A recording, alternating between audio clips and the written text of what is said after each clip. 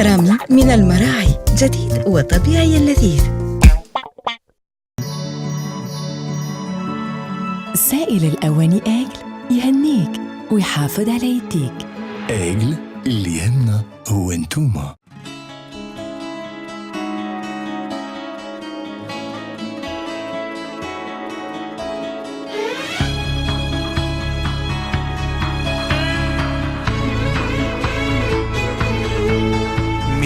آدم جئنا ومن حواء الرحمة وأجمل ما فينا، نعطف ونحب ونشتاق، تتشابه جل أمانينا للخير نميل.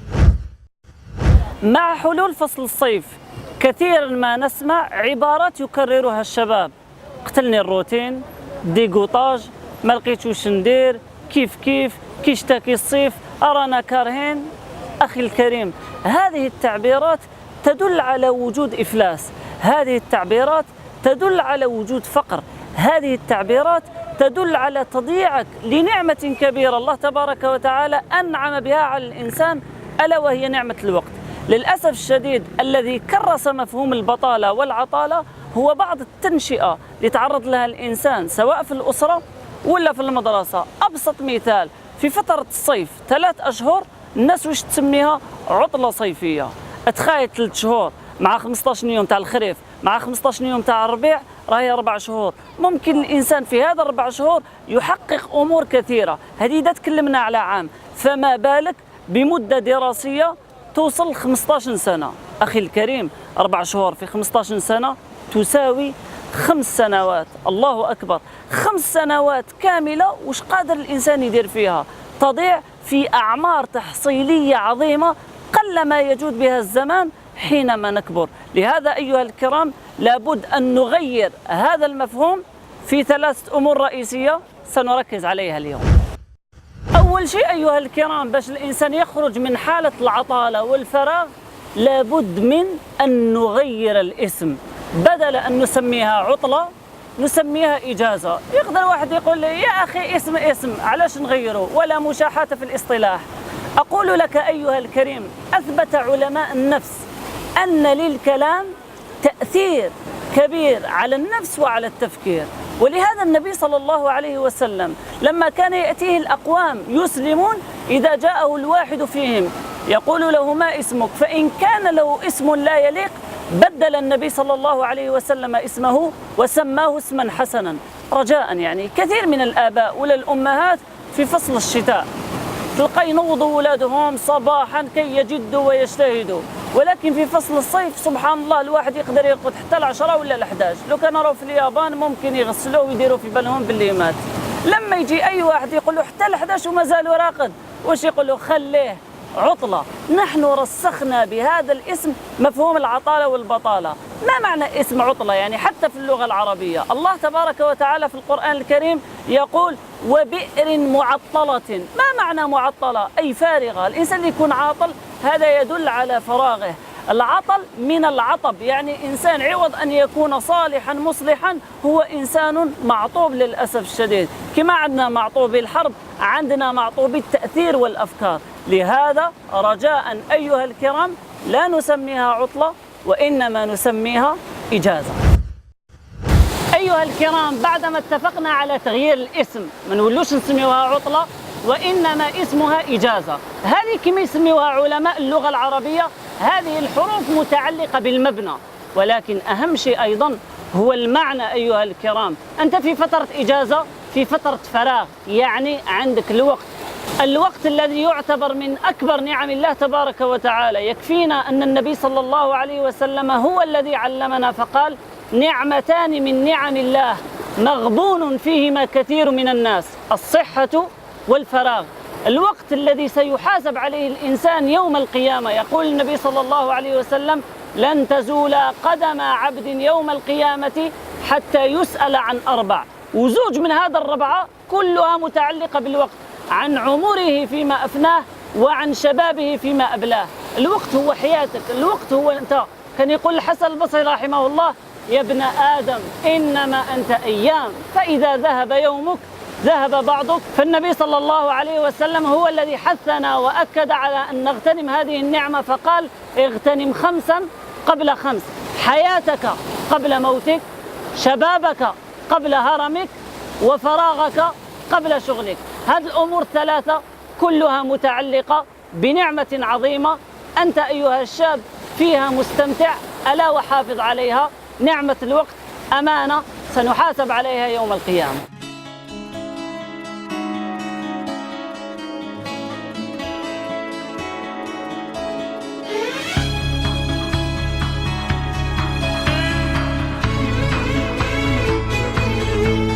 بعد ما اتفقنا أنه نغير الاسم من عطلة إلى إجازة، خلاص مليون فصاعدا ما نولوش نعيطوا لها عطلة، بل هي إجازة صيفية، إجازة خريفية، إجازة شتوية.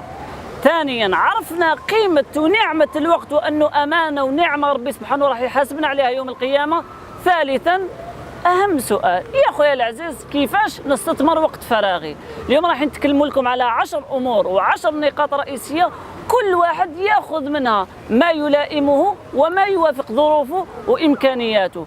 أولا قم بتنفيذ المهام المؤجلة. أكيد كل إنسان في خلال العام بعض المهام ولا بعض الأمور يأجلها نظرا للانشغال ديالو، سواء الدراسة سواء العمل. كي تكون هذه الفترة تاع الإجازة، إذا كانت عندك خدمة في الدار بريكولاج اخدمها، إذا كانت عندك مكتبة ماشي مرتبة رتبها، إذا كان عندك جراج ماشي مزقم زقمه، إذا كانوا عندك ملفات إدارية ممكن دير باسبور، ممكن دير بيرمي. رجاء هذه الفرصة فرصتك فاستثمرها وأحسن استغلالها. ثانيا في فترة الإجازة استثمرها في التدريب الصيفي. كثير من المؤسسات أو الشركات يفتحوا ويمدوا للشباب الفرصة باش يتدربوا، يعملوا عندهم مجانا، وانت بالمقابل تكتسب الخبرة تزيدها في السي في ديالك. وهناك بعض المواقع على الانترنت يتيحون للشباب فرصة التدريب، منهم أكبر موقع اسمه فرصة. ثالثا بادر بالأعمال التطوعية. ما عندكش دراهم بس تطوع يا أخي، عندك الصحة وعندك الوقت، بادر. الهلال الأحمر الجزائري، الكشافات، الجمعيات الخيرية، المدارس القرآنية، هذه بعض مما ذكرت، وأكيد عندك في حومتك ولا في الولاية ديالك جهات موثوقة تفعل الخير، روح دعمها. رابعا استثمر فترة الإجازة في تعلم دينك، في حفظ القرآن الكريم، في حفظ السنة النبوية الشريفة. ممكن أنت تبرمج لنفسك، قال أنا خلال كل صيف على الأقل نحفظ 5 أحزاب. يا أخي الكريم صدقني، بعد أقل من 5 أو 6 سنوات الريتم ديالك راح يطلع، ستجد نفسك ما شاء الله عليك خاتم لكتاب الله. ممكن تحفظ ال40 النووية، ممكن تتعلم سيرة النبي صلى الله عليه وسلم، ممكن تتفقه في الأمور الدينية ديالك. الفرصة والوقت قد حانت فاستثمرها. خامسا يا أخي الكريم استثمر فترة الإجازة في تعلم حرفة أو بداية مشروع تجاري.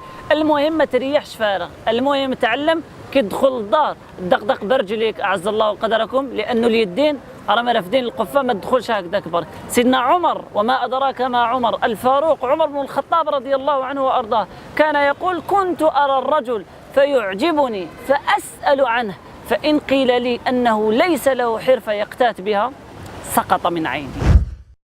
سادسا يمكن أن تستثمر الإجازة الصيفية خاصة بالنسبة للمتمدرسين في فصل دراسي آخر. يقول لي يا أخويا أنا عييت من القراية، تزيد ترجعني للقراية.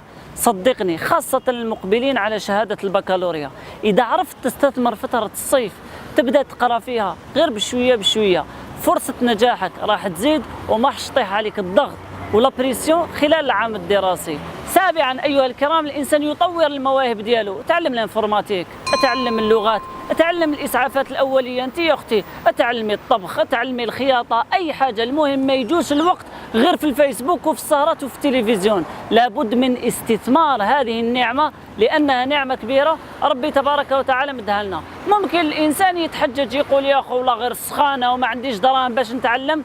سنعطيكم مجموعة من المواقع على الانترنت ممكن الإنسان يدخل ويستفاد منها.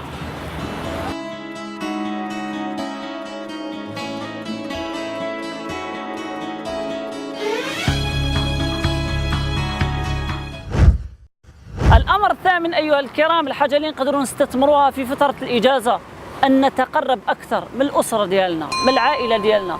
فرصة باش تريح مع باباك ويماك العزاز، فرصة باش تريح مع الزوجة ديالك، باش تريح مع إخوانك، مع أخواتك، تقوموا بزيارات، تقوموا برحلات، تقوموا بمخيمات وأنشطة خيرية سويا.